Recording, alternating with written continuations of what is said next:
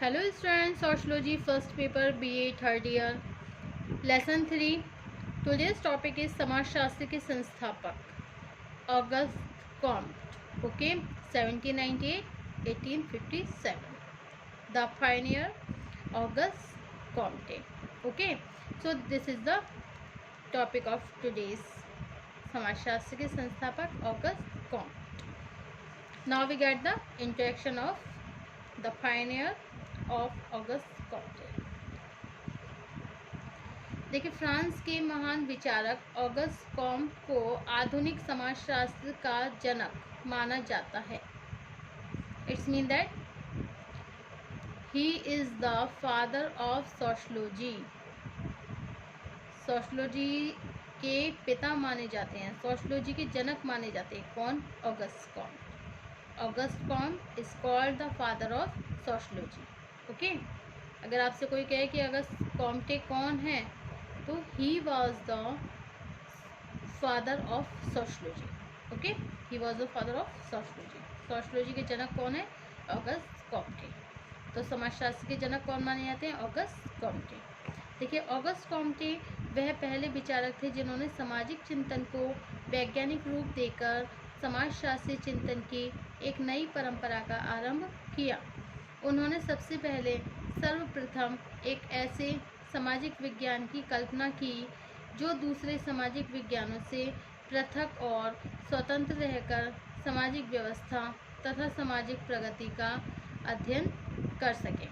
Okay, तो देखिए, France के जो महान विचारक हैं ऑगस्ट कॉम्टे, ये आधुनिक समाजशास्त्र के जनक तो माने ही जाते हैं, और वह पहले विचारक हैं जिन्होंने सामाजिक चिंतन को वैज्ञानिक रूप देकर समाजशास्त्रीय चिंतन को एक नई परंपरा समाजशास्त्रीय चिंतन की एक नई परंपरा का आरंभ किया। उन्होंने सबसे पहले एक ऐसे सामाजिक विज्ञान की कल्पना करी जो सामाजिक विज्ञानों से पृथक और स्वतंत्र रहकर सामाजिक व्यवस्था तथा सामाजिक प्रगति का अध्ययन कर सके। ओके, नेक्स्ट है, आरंभ में कॉम्ट ने ऐसे विज्ञान को सामाजिक भौतिक शास्त्र सोशल फिजिक्स का नाम दिया।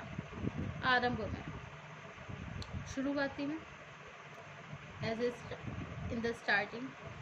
तो देखिए, आरंभ में कॉम्टे ने, इनका पूरा नाम क्या है? August Comte. ऑगस्ट कॉम्ट ने ऐसे विज्ञान को सामाजिक भौतिक शास्त्र सोशल फिजिक्स का नाम दिया, लेकिन बाद में सन 1938 में उन्होंने इसी को सोशियोलॉजी नाम से संबोधित किया। ओके, तो आरंभ में कॉम्ट ने ऐसे विज्ञान को सामाजिक भौतिक शास्त्र सोशल फिजिक्स का नाम दिया, लेकिन बाद में सन 1838 में उन्होंने इसी को सोशियोलॉजी नाम से संबोधित किया। इस विज्ञान की विषय सामग्री को स्पष्ट करते हुए कॉम्टे सेज हियर दैट, यहाँ पे कॉम्टे ने क्या कहा है? इस लाइन को स्पष्ट करते हुए Comte says here about this topic. So August Comte says about the sociology. समाजशास्त्र का अध्ययन क्षेत्र विभिन्न सामाजिक विज्ञानों में पाई जाने वाली एकता तथा सामाजिक व्यवस्थाओं को ज्ञात करना है। समाजशास्त्र का अध्ययन क्षेत्र विभिन्न सामाजिक विज्ञानों में, मतलब विभिन्न बहुत तरह के सामाजिक विज्ञानों में पाई जाने वाली एकता यूनिटी तथा सामाजिक व्यवस्थाएं सोशल मेंटेनेंस, सामाजिक व्यवस्थाओं को ज्ञात करना है। ओके, जिससे सामाजिक जीवन को संगठित बनाया जा सके, जिससे हम क्या कर सकते हैं, जो सामाजिक जीवन होता है उसको हम संगठित बना सकते हैं। देखिए, कॉम्ट के विचारों को प्रभावित करने में सन 1789 में होने वाली फ्रांस की क्रांति का स्पष्ट योगदान रहा है। ओके, फ्रांस की क्रांति के फलस्वरूप यूरोप में एक लंबे समय से चली आ रही सामंतवादी व्यवस्था समाप्त हो गई। इस समय कैथोलिक चर्च के पादरियों की अलौकिक सत्ता समाप्त होने लगी। कुलीन वर्ग के पास कोई विशेष अधिकार, तो कॉम्ट के विचारों को प्रभावित करने में सन 1789 में होने वाली फ्रांस की क्रांति का स्पष्ट योगदान रहा है। फ्रांस की क्रांति के फलस्वरूप यूरोप में एक लंबे समय से चली आ रही सामंतवादी व्यवस्था समाप्त हो गई। इस समय कैथोलिक चर्च के पादरियों की अलौकिक सत्ता समाप्त होने लगी, कुलीन वर्ग के पास कोई विशेष अधिकार नहीं रहे तथा जनसाधारण की शक्तियाँ बढ़ने लगी। इसी काल में 1770 से लेकर 1830 के बीच इंग्लैंड में औद्योगिक क्रांति का दौर चला, जिसने यूरोप के अनेक दूसरे देशों से नई दशाएं पैदा करके बौद्धिक वर्ग के चिंतन को नई दिशा देना शुरू कर दिया। इस समय जहां एक और मशीनों द्वारा बड़ी मात्रा के उत्पादन में तेजी से वृद्धि हुई, वहीं दूसरी ओर परंपरागत कुटीर उद्योगों का तेजी से पतन होने लगा। बेरोजगारी में अभूतपूर्व वृद्धि हुई, नगरीय जनसंख्या में तेजी से वृद्धि होने लगी तथा सामाजिक जीवन के सभी पक्षों में परिवर्तन स्पष्ट होने लगे। औद्योगिकरण के प्रभाव से पुरानी वर्ग व्यवस्था के स्थान पर एक नई वर्ग व्यवस्था का उदय हुआ।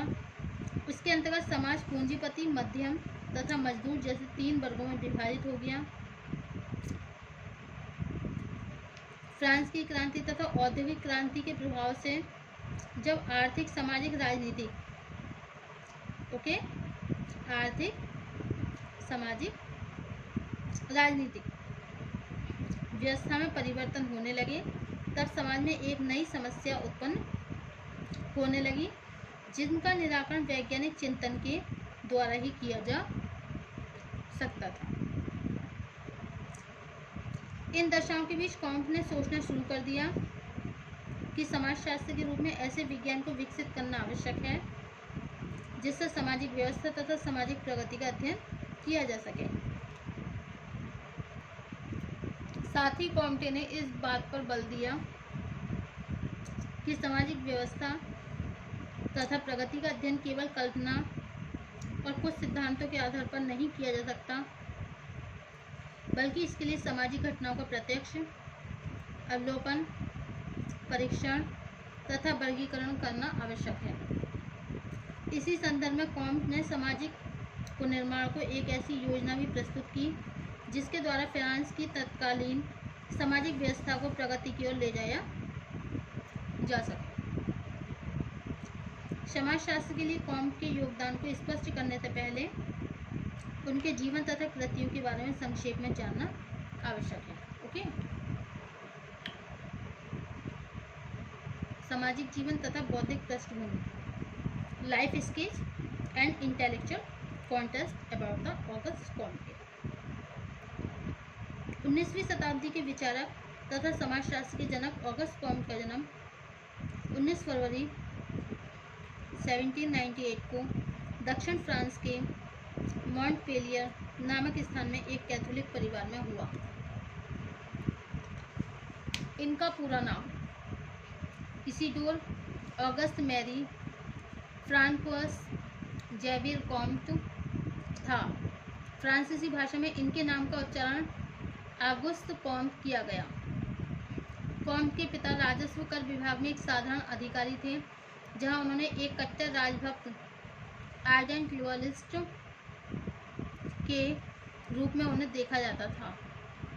उनके परिवार की आर्थिक स्थिति सामान्य कोटि की थी।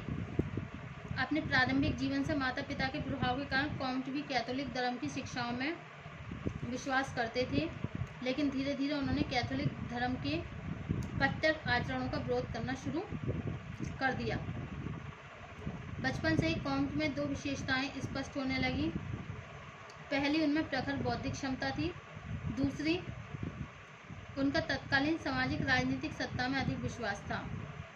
बचपन से ही अपनी मेधावी प्रतिभा के कारण उन्होंने अनेक पुरस्कार प्राप्त भी किए।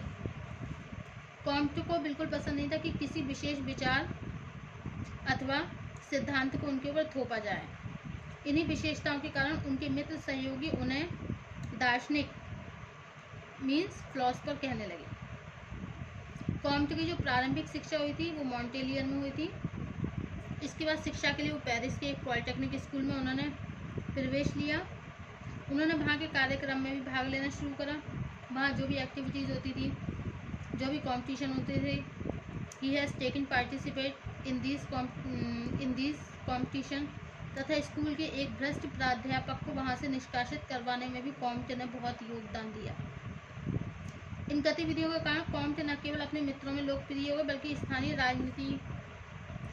राजनीतिज्ञों में भी उनकी प्रशंसा होनी शुरू हो गई। कॉम्ट ने 13 वर्ष की आयु में ही अपने परिवार के राजनीतिक धार्मिक विचारों को छोड़कर स्वतंत्र रूप से चिंतन करना शुरू कर दिया। 14 साल की आयु में उन्होंने When he was only 14 years old, उन्होंने सामाजिक पुनर्निर्माण के विषय में चिंतन शुरू कर दिया, जबकि 16 वर्ष की आयु में कॉम्ट ने गणित पर कुछ इतने सारगर्भित व्याख्यान दिए कि इनकी लोकप्रियता बहुत तेजी से बढ़ने लगी। स्पष्ट है, कॉम्ट ने बहुत ही कम आयु में अपने आप को एक निर्भीक स्वतंत्र विचारक के रूप में स्थापित करना शुरू कर दिया। ओके, कॉम्ट अपने अध्ययन के दौरान फ्रांस के एक प्रमुख विचारक बेंजामिन फ्रैंकलिन से बहुत ज़्यादा प्रभावित थे। कॉम्ट उन्हें आधुनिक सुकरात के रूप में देखते थे, उनकी जीवन पद्धति का अनुसरण करना चाहते थे। अपने स्कूल के एक मित्र को इस संबंध में उन्होंने लिखा, मैं आधुनिक सुकरात अर्थात बेंजामिन फ्रैंकलिन का अनुकरण करना चाहता हूँ, उनकी बौद्धिक क्षमता का ही नहीं बल्कि उनकी जीवन पद्धति का भी। Comte when he was become 20 years old, जब वो 20 साल के थे तब उन्होंने उस समय के प्रमुख विचारक बल्कि जो दार्शनिक थे सेंट साइमन उनके संपर्क में आए। उन दोनों का घनिष्ठ संपर्क 1818 से 1824 तक बना रहा। अपनी क्षमता और कार्य प्रणाली से सेंट साइमन को प्रभावित करके वह अपने निजी सचिव बन गए। वह उनके निजी सचिव बन गए। किनके बने थे? सेंट साइमन के। अपनी क्षमता और कार्य प्रणाली से सेंट साइमन को प्रभावित करके उनके निजी सचिव बन गए। यही कारण है कॉम्ट की कृतियों में सेंट साइमन के अनेक विचार संशोधित के रूप में स्पष्ट होने लगे। इसके बाद कुछ विद्वानों का विचार है सेंट साइमन ने केवल उन्हीं विचारों को पुष्टि किया जो बीज रूप में कॉम्ट के मस्तिष्क में थे। About this closure right here, उन्होंने कहा है ये कहना उचित होगा कि कॉम्ट सेंट साइमन से बहुत प्रभावित थे और एक बड़ी सीमा तक उन्हीं के विचारों के आधार पर अपने विचारों को आगे बढ़ाने में सफल हो सके। Okay, thank you.